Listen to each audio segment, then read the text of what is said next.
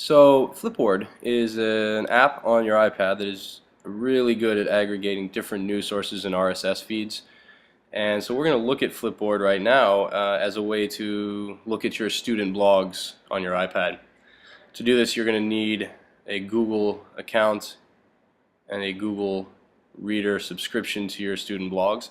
But here, this is Flipboard, and it's a really visual way to look at the news. I'm going to click on my Science tab, and these are different science articles compiled for me by different sources such as BBC Science and Newsweek Science, as well as Guardian Science. If I click on SpaceX capsule to blast off, this is the launch of the SpaceX capsule into space.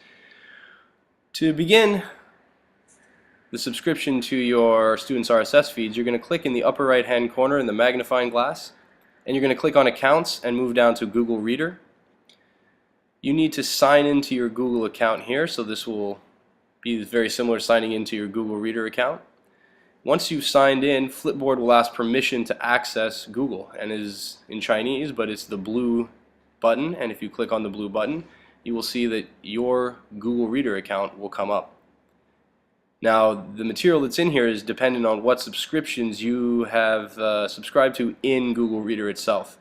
So if I flip back to my Flipboard main page, you see that Google Reader is one of the options now at the bottom, and if I click on it, this will be the aggregated RSS feeds that I've subscribed to in Google Reader. If I move forward, you see here is Spring Concert Entity Reflection from Kayla Scoggins, because I've already subscribed to hers.